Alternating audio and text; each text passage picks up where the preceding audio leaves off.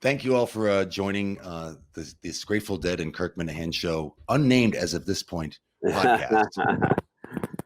But the intent of this podcast came about at the Saco drive-in, where a number of Minifans gathered on a warm July afternoon, and turns out that a lot of them are also fans of the Grateful Dead. And we stood around talking about the similarities and the contrasts between Deadheads and Minifans, and there are a lot more than people realize. So the intent of this podcast, I hope everyone enjoys it. It's a work in progress, by the way, is to bring both groups together, bring together Deadheads and bring together Minifans, and to introduce each other into each other's world. And hopefully we'll have a nice mashup. So tonight's the first episode. And we're joined by Murchison's Mouse, who the Minifans know as the greatest parody performer live in person that we have. Yeah, I love it. Yeah. And also we have General William Tecumseh Sherman. You know, I see you didn't put Tecumseh in there, but there's a lot of words, a lot of letters. Too many letters. Obviously a parody on Steve Robinson's favorite general, of course. So the three of us are diehard Minifans and diehard Deadheads. You'll find that we have pretty good knowledge of both worlds. And feel free to comment, like, subscribe. We're going to be here hopefully for a while. And we're brought to you, of course, on the Kirk Minihane Show YouTube network. Yeah, so we'd like to thank Kirk for giving us the opportunity. Thank you, Kirk. There we go.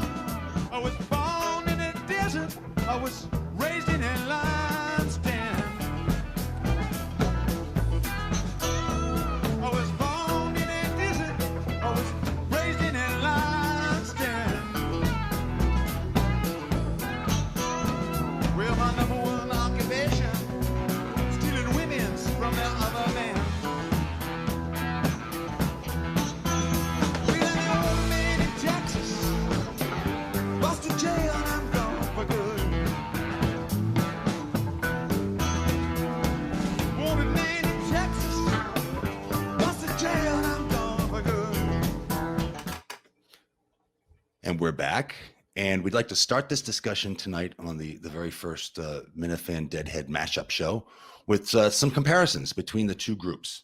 Throughout the world, both, you know, and through time, Deadheads have been around for 45, 50 years at least. Minifans not as long, but probably just as intense. And I think we've all noticed too that the starting point has been very similar, a small dedicated group of followers who just like Kirk Minihane. That's the same thing that happened with the Grateful Dead. So I'm going to kick it off to General Sherman to give us a comparison of what do you think, in your view, the two groups have in common? Yeah, for me, it's all about a super passionate fan base, and it's people who think a little bit differently from the general consensus of the world, right? So we have this group of people that really act like a family when we're all together, you know, super positive around each other. I feel like I could always reach out, whether it's to Kirk or somebody else, whether it's to Ned Snark, which I've done on more than one occasion, or Steve or whoever it is in the world, always reach out to him, get a positive response. But you know, when you sort of look at the bigger picture and look at the Minifans as an outsider, there's sort of this weird sort of aura of strangeness that seems to perpetrate the group, right? So I think for me personally, going up to Madawaska, driving through that blizzard, like hammering out such a great time, making such great connections with everybody, just walking around the ice and feeling like I could talk to anybody, have a good time with anybody. Like that's an experience I've only ever had otherwise at like a festival or a Dead show, where it's just everybody's in it together. We were all kind of going through stuff. Everybody wants to help everybody out. We're sharing, we're just having fun, loving life. So for me, at least on an emotional level, that's where it all came together and really hit me hard.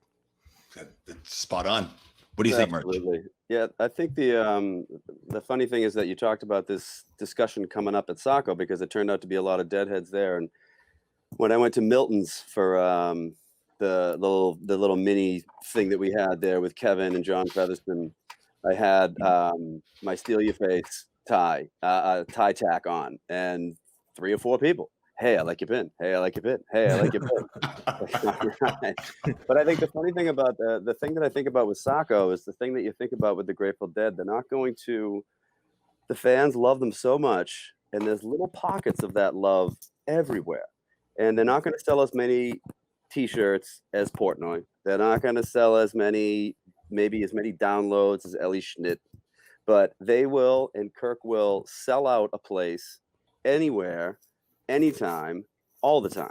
You know, he goes to Saco and during a pandemic and bangs that place out 2 nights. He goes to Madawaska during an hellacious blizzard. Terrible. And gets 150 freaks to drive up there, you know, and that's what the Deadheads are. It is a very funny. When Ned got in touch with me and said we should do this thing, I was like, oh yeah, that'll be kind of fun. We'll have a little once off, and then people will laugh at us for doing a Dead show. And he said, They still probably will. and he said, you know, there's like a real kind of connection between the Deadheads and the Minifans. And then I was like, actually, there really is. And it is that. It's like, not everybody loves Kirk, but everybody that loves him loves him. Correct. and that goes to that quote that we're going to have that you'll see at the beginning of this episode, where Jerry Garcia's famous quote is, he was asked, what is it about the Deadheads? And he said, well, we're like licorice. You know, some people like licorice, some people don't like licorice, but those people who like licorice really like licorice. And that's the Dead, and that's also the Minifans. Generation or whatever. I really don't quite know how to split it up, but there's a certain kind of person that likes what we do. You know, it's like there are certain kind of people that like licorice, you know, or a certain kind of people that like buttermilk or something, you know. And it might not be something that everybody likes, but there are certain kind of people that really do like it and empathize, you know, or it's like what they would do, you know, or something like that. You know, that's as close as I can come to figuring out why it is that we have this kind of. Our audience has been actually gradually increasing over the year. We're the slowest rising rock and roll band in the world. That's really what it's about. You know, that's what's happening with us, and it's just, you know, I really don't know why, but that's as close as I can come. Is there's a certain kind of person that we're for them, you know, and it's like discovering us is like, oh yeah, right, you know, this is for me. I would love to see the Kirk's podcast take off, despite what he says. I'd love to see it go worldwide, right? But it might not. But who knows? It might organically, just like the Dead did. I was listening to the show this week, and they were talking about it was the whole Brandon Walker BS, and they were talking about Brandon doing a live show in Mississippi, and then Steve was like, maybe we should do a live show in Mississippi. And I was like, yes, you should do a live show in Mississippi, just to prove that you can bang places out whenever you want. Yeah. Correct. Which is what the Dead did. Small venues and huge venues. Yep. My comparison actually touches on General Sherman's and also yours, Merch, is when I first walked, and I think we might have all been nervous. I walked into Madawaska, and I knew people, I recognized some people, but I immediately felt you got nothing to worry about. You're among friends. Yeah. And no matter how many times I went to Dead shows, it was the same way. Absolutely. It doesn't matter about your gender, your race, your nationality.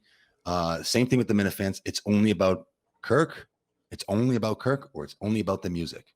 It's like walking into a different dimension, right? Like you walk up to that venue at a Dead show, and it's just like, for me anyways, it's just, you take a deep breath, you kind of see what's going on here, and it's just like everything kind of mellows out, and it's like, all right, we're here, we're cool, we made it. You're walking into that little bubble, right? That little and it's just everything, you can just feel it, right? And it's the same with any of the Kirk live shows. Like same with me, like I've gone solo both times, and I'm not like a super outgoing guy, and I get up there kind of nervous, like you, Ned, but then it's like 2 minutes into it, it's like I'm talking with somebody, right? We're trading stories about some wacko on Twitter or something, right? and to my regret, because I had real trouble, of course, getting up to Madawaska because of the storm. But now looking back, I should have shown up at 3 o'clock, 4 o'clock in the afternoon, because I get there about before 5. And Saco, because I ran out of time. The show, Kirk showed up, the show started up, and I hadn't worked my way all the way around. There were a lot of people I didn't get a chance to see, who I knew were there. Yeah. So because it's such an open environment, everybody's your friend. Everybody and I didn't go to the vigil. That came off a little too quick for me to get organized to get up to Boston. But they said it was the same thing. Yep. You had a group of people, much smaller group at the time, right? But No, there fanatical was a people. big group there at that. Oh yeah, as a whole, we were a much smaller group then. Yeah. And I, the Wilbur will be the same way when it opens back up, and we can go to the Wilbur. Yeah, but it's going to be 2 nights of, and I don't have a ticket for the second show, but I'm going to now. When they comes back, I'm sure they're going to be open tickets. I bet. God, this does sound like a Dead show. I'm going to go to the second. I need a miracle. Selling places out in 5 minutes, right? Right. He banged it right out on the floor. Yeah. And we're gonna have we're gonna have a set list of what Kirk is saying. Oh, okay, he's gonna bang on Steve on this one, and then there was the parody songs, and we'll compare it to the Sunday night, and because like the Dead, and I can't say it's like Springsteen or any other groups that I've seen, like say multiple shows over a weekend. Mm-hmm. It's usually kind of the same show, right? Yeah. And I've seen that. I saw the Police, and I've seen I didn't get to see U2, but I've seen a number of shows, like over 2 shows over a weekend run, right? And it's kind of the same show with very little variance. But I've seen the Dead many times where it's completely different show from one night to the next. Yeah, which you appreciate, and that's what Kirk does. The Sunday, I saw the video of the Sunday show. I'm sure you guys did too. That was not the same show that we got. Nope. That was the Saturday show. Yeah. So it's like, and I love that. That's creativity. That's spontaneity. Yep. That's such a huge part of it too, right? You never know. So, I mean, Kirk will just go in and he'll have a topic, right? I mean, how many times do you hear like 5 minutes into something, they're like, how the hell did we get here? Like, we were talking about whatever, right? And that's like a Jerry solo, right? It's like, you never know how you're going to come out of it. Are you even going to be in the same song? Are you going to be in something else? Like, yeah, that's a good way to put it. I like that's a very good way to put it. The other thing is, the other thing that they have in common is Kirk does so many shows, right? And the Dead did so many performances that sometimes there were shows that you didn't love, and there were shows but you didn't care. You forgave him, and you found sort of little gems within that show. Like personally, I listened to both the Sacco shows, and I thought they were terrible. I was not a fan. Yep, I did not like the. Sorry. Better than the Madawaska show, I'll say that. Yeah, I found way more pleasure in the Madawaska show. That was just like real. It was organic. They were Mike singing, like rah rah. Yeah, singing. Yeah, that's being generous. But I thought some of the videos that they put up were just and meh, and and obviously in hindsight now, he wasn't in the greatest place. But those were like 2 of my least favorite shows I've ever heard him do. But I don't give a fuck. I'm going to listen again next time, and I'm going to listen to the next 50 shows. That's true too. That is true, because I can't say this about Kirk, but there are those Dead shows. When the Dead are good, they're fantastic, and when they're bad, they're terrible. Oh, you're like, oh my god, here we go. It's going to be one of those nights, right? And I've only been to like maybe 2 of those shows where I was like, oh, this is a rough show. There was nothing there. But if you asked the Grateful Dead, they were terrible at Monterey Pop Festival. They were terrible at Woodstock.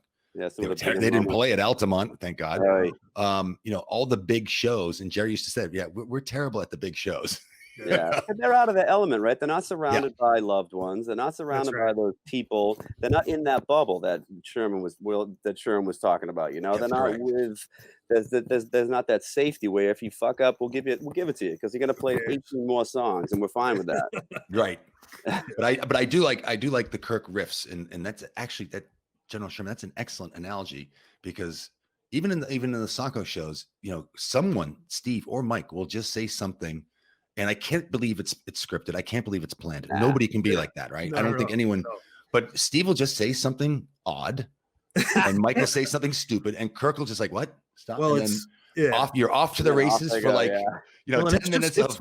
It's like brilliance too, right? Like it's just such extreme talent where it's like he can pick something up. He's so smart that he can pick it up and understand like instantly some sort of riff that he can go on. He's like, I don't know, like he he's thinking 5 minutes ahead of where he's talking or something, right? And Correct. he's And it is, it's like it's Jerry's playing, unbelievable. right? Like he'll hear Phil will lay a little hint here, or Bobby will throw a little triad in there, and then Jerry's like, "Oh, we're going there. Okay, That's what we're doing tonight. Exactly. And that's where, even though the show is well over a year now, right? So it was June, and now we're into August. Yeah. Where Steve and Mike, and I think Steve is closer to it than Mike, but they've got to be like that tether to earth to let Kirk go off, but also to bring him back in and let him do it, right? And just to keep it going, to keep extending it, just like, you know, Phil and Bobby and Keith and the big Phil bass line. That boom. exactly. Right, Mike kind of does it. He's been getting better. Although Mike used to do it better with when he would do Little Alex Jones. Now think about it, Little Alex Jones is like last fall or whatever. I know. And He was just on the. He was just a big part of the last 2 days shows, and that was the hot dog eating contest and the one before. And he popped in. I'm like, oh, I love Little Alex Jones. Exactly. When that first happened, I laughed so hard. Yeah, but like you know, it's like when Jerry throws in like the trumpet. You're like, oh, cool. Oh, bless. Or like the Dead, certain bits, certain songs, you know, just fall out of the playlist for a while, and they come back a couple of years later. That's right. So I think it's too bad, because as we get closer to the election, Little Alex Jones should be much more prominent, I think. Oh, should be, yeah. As a political correspondent. Yeah. But I don't know, Kirk. You know, it's great. Out like Stuttering John. They should do more of that. Yeah. Yes, but that's like in the studio, you know, bouncing back and forth, because now you've got the elements of their three distinct personalities. Mike is still a work in progress. Steve is actually expanded more, right? From being like the Russian automaton created in the lab in the 1880s, you know. The early Steve stuff is so hard to listen to sometimes. It is very funny, his growth, right? Like the way that before he went on his honeymoon, you listen to him and he's just like, he's doing all this shit to make fun. I don't know, Kirk, you know. But I think they're also feeling they're feeling their way together. Right. Totally. And of course, as we just talked about, Kirk just found these little idiosyncratic quirks of Steve that people to this day are still, Steve's a liar. Steve, you know, they're still drilled down on. People, you know, can't stand Steve or they love Steve. Yeah. That's what you want. That's a little bit like Bobby, right? Like people always had that, like, oh, Bobby's cheesy. He's always Mr. Loverboy. And I'm like, no, that's him, man. He's part of this band too, and we love him for all those things. That's how I feel about Mike. I'm like, stop it.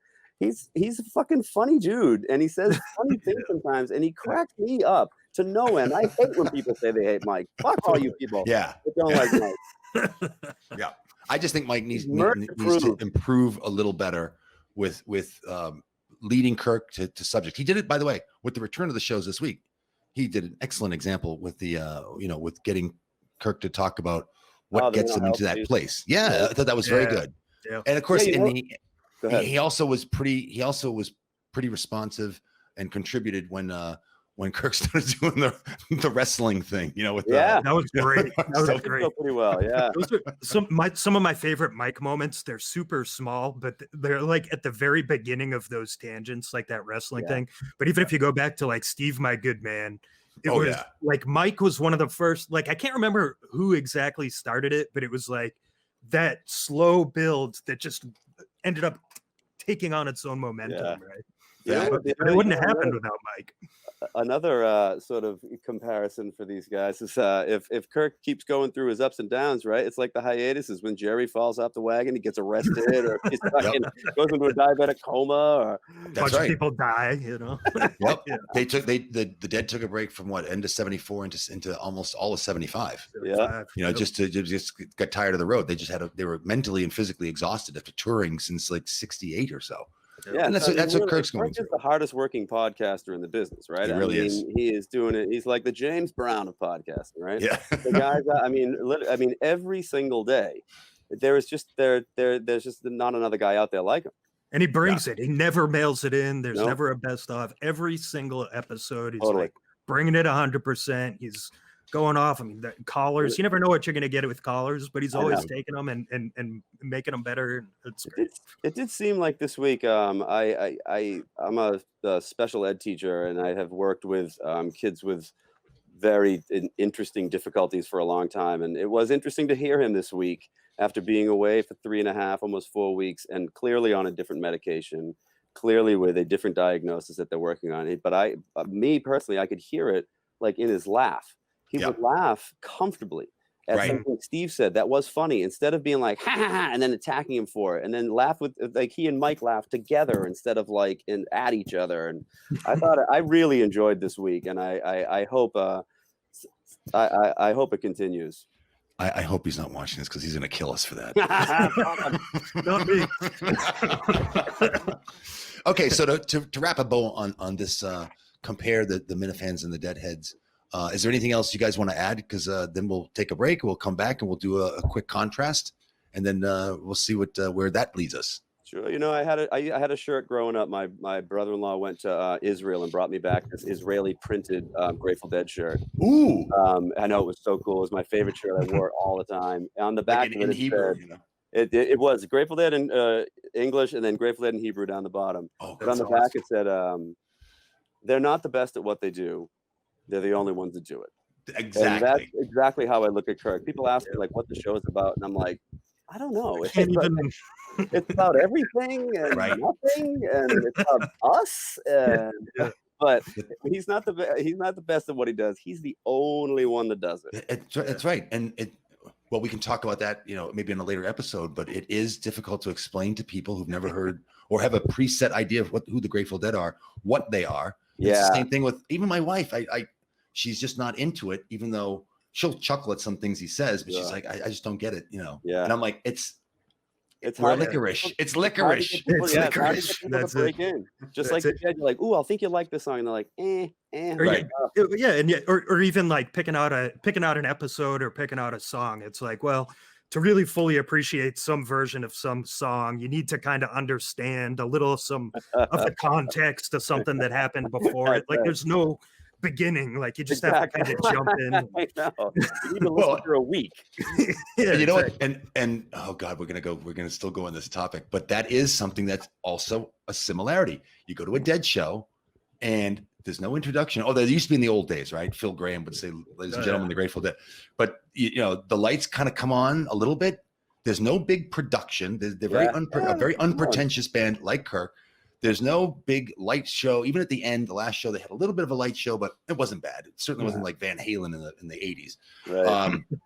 But the band walks on one, they come on one at a time, start tuning their instruments, and then they just start doodling around, and then all of a sudden they're into a song. Kirk goes like cold. Just ready to go. The drop is, so not even a good morning.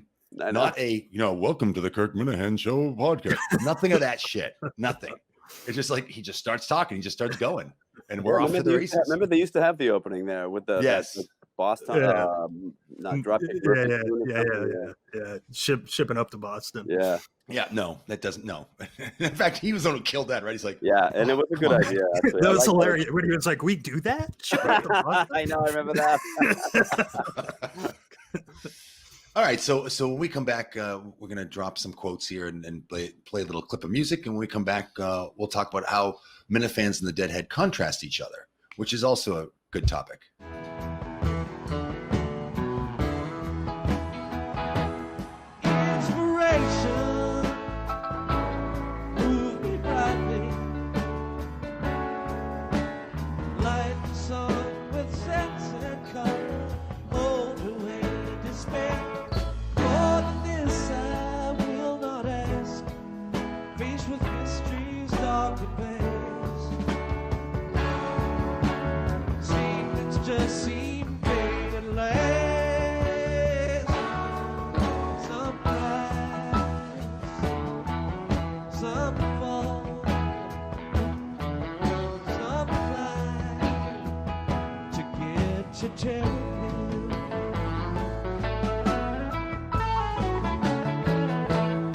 Super, and we're back. So we just covered the comparison of some of the Minifan and Deadhead. We can go on for days, but now we're going to show just that's right. There'll be hopefully if this works out, this could be the last one. But if there's more, we can keep going. Now we just want to kind of point out some contrasts between Deadheads and Minifans, and there are some, of course. And I'll just go first, and I'll hand it off to one of you guys, because what just popped into my mind was the lack of drug use by the Minifans. No, Ooh. but I don't think we do a lot of drugs in that world. But anyway, no, it's that with the Grateful Dead and with Kirk, it is only about Kirk or the music. But within the Minifan world, there is I don't want to say safe place or safe space because that's too beta for me. But there is, people feel free to just discuss any ideas. It's free speech, so it's a free speech bastion. But it does seem that we only seem to have one real political view, which is center or center right. I'd like it if we had some center left people who could speak rationally. I don't think we have many of those. And if they do, they don't really speak up. So there is a thing where it doesn't matter about your politics if you're with the Dead, because the Dead weren't very political, and neither is Kirk, by the way. He really isn't. He really is. He is a fiscal. I think he's described himself as like a fiscal conservative, but he really is like an independent libertarian type of free thinker. And you can't, like many of us, by the way, you can't pin him down on a single issue. Sometimes it might be considered left, sometimes it might be considered right. And that's the way I think. That's the way I am, and that's the way I think the world should be. Is like, you've got views on each side. But with the Dead fans, though, they really don't. They'll do organic causes, conservation stuff, and things like that, which are also important to me. But other than that, they really don't dabble with your politics. They don't ask you. They don't ask you your religion or where you're from. So it really is kind of there is a little bit of a difference in that. Is that I think we need to have more women. I do think we need to get more people of diversity in there. But they'll come as we grow. It will come. I think so. Yeah, I do think that it would have been interesting to see what the Grateful Dead, what the Deadheads were like if they had Twitter, if they had Facebook, if they had all of these platforms, because you're right, they were basically apolitical, but they were sort of apolitical just because everybody knew that they were uber left wing, right? And so like generally everybody kind of just adopted that feeling, and if you weren't uber left wing, you just didn't bother talking about those things in the lot, and you didn't bother talking about those things with friends. But I wonder, like in the Minifan world, with everybody's always looking for a reason just to tear somebody down sometimes on those Twitter comments, right? Like as soon as somebody puts up something like, God forbid, Ellie Schnitt was right, or I love Gina, or whatever it happens to be, and it's just like, you fucking idiot, fuck. And we look back and look at the Deadheads, and I remember, sleeping on the sidewalk and getting tickets, and then being at the show and sleeping in my car in Oxford, Maine, because we didn't have a tent, and everybody just chilled and hung out together. And you think, oh my God, it's so beautiful. But I wonder if we were all, behind a computer, behind our phones, able to be like, actually, I think pot smokers are stupid idiots. And, I'm not as left wing as you think, you jerk off. And I wonder if it would have devolved into that. But that is one of the things that is a big difference for me, is that if you weren't a really left-wing person, you almost just kept it to yourself and just chilled with everybody and hung out with everybody. And there was no discussion about that stuff, like you said, Ned. There was no like head count movements, and there was no getting, drive the vote for these guys. They were playing music, and we were hanging, and we were not going to talk about anything else except the Dead and Jerry, and then just get the fuck out of there. And we all love each other. Yeah. And now with like the 24/7 Twitter world and Instagram and everybody having an opportunity to comment in this Discord cesspool, and people can't wait to tell people how stupid they are or how wrong they are. Yeah.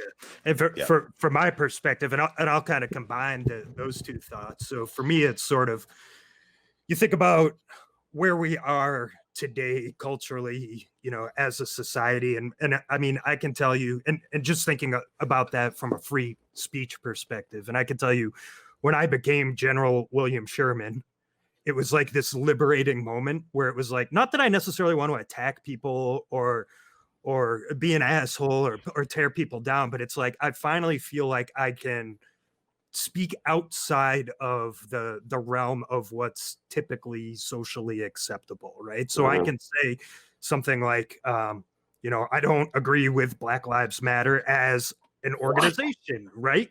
Like, would I post that on LinkedIn? Like, that might be a little tough, right? Right. So I kind of see that, and then I think kind of what the Dead were doing, and sort of just that time in general, right, was sort of, and I won't say that the whole era was was wrapped up and different, because I think in a lot of ways it was a similar time when you think about the late 60s and shit, right? There was a lot of division and divisiveness and hatred going both ways.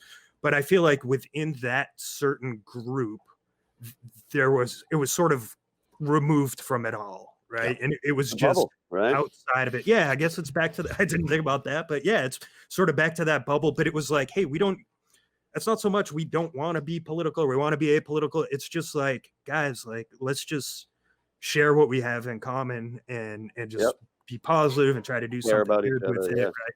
So, I mean, I guess kind of hearing both of you guys, it's, Deadheads are certainly, or I guess sort of the Dead as a band is less political, but also, sort of that social media and just generally where we're at today, I feel like brings on some of that angst that you get when you have the anonymity that a lot of folks have on Twitter or Discord. There's two things to that. So Jerry has been quoted many, many, many times that he never wants to influence anyone's decision to do anything. Yeah. In fact, if you guys remember, or from back in the day, there was a Dead show riot in the early 80s in Cincinnati. I think it was in Cincinnati, or maybe that was the Who, but the Dead had some Deer Creek, actually. Yeah. That was in Deer Creek. That's right. And they asked the city for the next show, and I can't remember what it was, but the city for the next show asked if they could do a PSA on, being cool, and and Jerry wouldn't do it. Wouldn't do it. Jerry says, I'm not a cop. I'm not going to influence. Tell people. They got Phil to do it, but it was more like a very bland, hey, look, this is a world that you're in that, it's not yours. It's other people. We need to be respectful. It was very bland advice. Jerry hated it when Jerry would never do that. Yeah. He's like, I'm not the leader of So I don't think right. And that's the other thing. He was never, he was the leader because it whole thing was pretty much his idea, but and where they moved, but he did not want to lead at all. But I think if they had Twitter, if he was still alive, he'd probably have someone else running his Twitter account, because Mickey's got one, Billy's got one. I bet the Deadheads would be horrible to each other. Yeah, you're probably right. Well, actually, I'm in kind of that. I'm in a couple of like Dead groups, not private chats, but with it, and it's the same. In fact, if there's anyone political, they're kind of like kicked out. Like, that's good. If somebody comes in saying fuck Trump or fuck Biden, they're like, hey, we're not here for that. It's because it's about the music. And that's and my wife has Facebook, and she's in a couple of Dead groups, and it's the exact same way.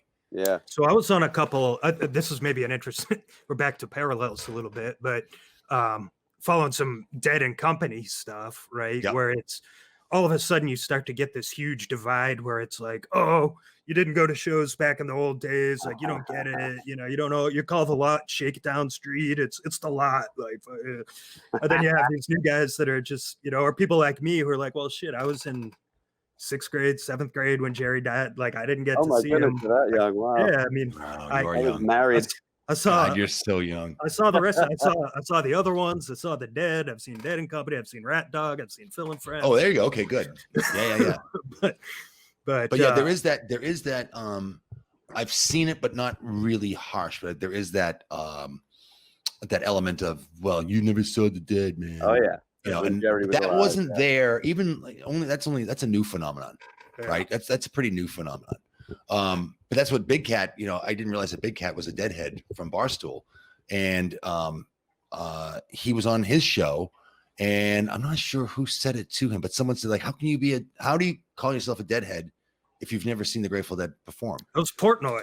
I remember. Was it Portnoy who said that? Okay. He had the dancing bear hat. Yeah. I know, it was funny because Dan was a little, it seemed reluctant to admit it, or reluctant to call him. Is it because he's so young that he had never seen him when Jerry was alive? I didn't get that. Maybe.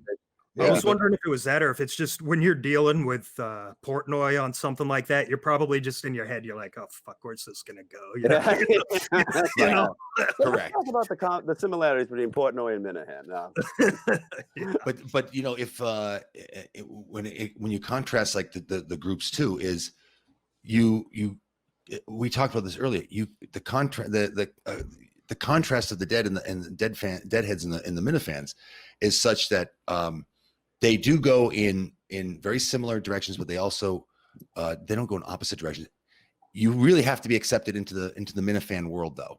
You can wander into the Deadhead world, right? Yeah, that's true. And you're accepted, but you've got to be accepted into the Minifan world. But once you're in all the way, and then you're in, and then like, you know, and again, we're going to talk about similarities, but then, you know, everyone's always picking each other up, you know, whether it's, you know, charitable help for, you know, for other people, Manok, exactly. And there's all sorts of things, or sponsorships, or, you know, supporting sponsors, which the Dead fans do as well. Or helping out the businesses that don't sponsor, but they're Minifan businesses. Yep. You know, Kirk's Painter and oh my God, the baby. What's it called? The duck store in Rhode Island. Oh, Just Ducky. Just Ducky. We got Just Ducky, the best I know, that's store great. That was in Rhode great. Island. I created a fake account just so I could vote a second time.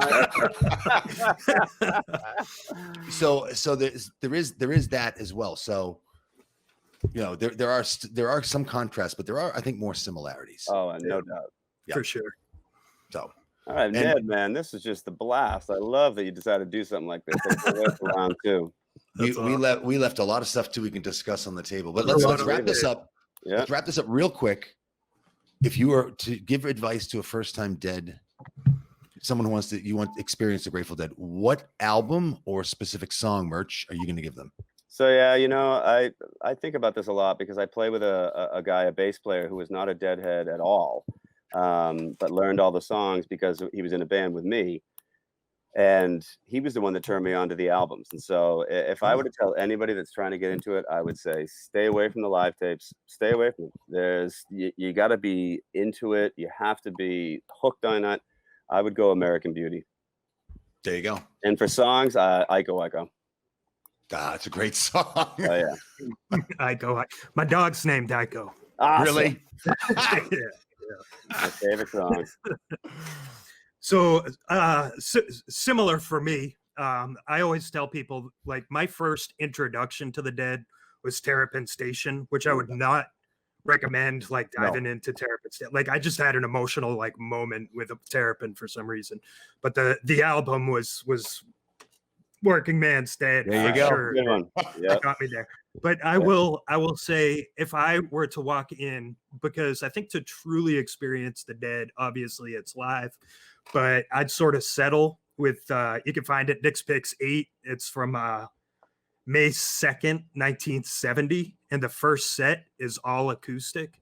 So it's like it real easy, like you get all the classics like Brown Eyed Woman and I Know You Rider, and kind of just the easy stuff that's kind of easy to go in. And then of course the second set, they bring out the electric and it gets a little wild, but it's just, if you're like going on a road trip and you just want to put something in, you like Dylan a little bit, you like Neil Young, kind of you're into that acoustic kind of thing, 1970, Dick's Picks 8.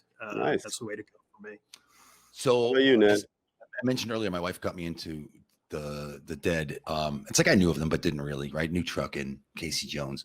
But once we started dating kind of seriously, we go back to her place and she put on a lot of music, and a lot of it was the Grateful Dead. So she really introduced me to it. So of course, being young and bright-eyed and going off to college, when I went off in August, she said, "Oh, here, I got you some albums." So I didn't have a turntable or speakers, but she gave me right in your background, Working Man's Dead and Europe 72. And I heard them before in her place, but you know, I was like, this is really good stuff, but it's not mine, right? I should have asked her to borrow it and go home and play it on my stereo. But I literally went up to Tennessee and had to my roommate had this fantastic Bose sound system, but he was a little nebbishy guy from like the hills, Tennessee, playing his Christian rock. So I was kind of like, get out of the way. Put this on. And I just, no, actually, that's not true. He was a really good. Jesus store real quick. I need to. He was actually a really good guy, and I tried to tell him, like, listen, the Grateful Dead are very spiritual, and he actually saw that, so he's like, yeah, and he really liked it, and so, but it was only those. Well, it was a double album for Europe 72 and Working Man's Dead. So those three albums, I would give them to anyone who you want to hear the quintessential, best performing, you know, Grateful Dead of their era, the 72 era. Of course, Working Man's Dead is 70. And also American Beauty is also coming up with its 50th anniversary too. Yeah. So that's fantastic. We're all right there. And we gave advice to the listeners, you know. All right. We praised Kirk. We want to thank Kirk, the Kirk Minifan Show Network on YouTube again for allowing us this opportunity. Hopefully we'll get some likes. We'll get some views. Hopefully the editing will go well. So this will be really good. Yeah. And we'll do another one. Absolutely. So I can't wait. thanks all so much. Have a great night. Thank you. Bye, everybody.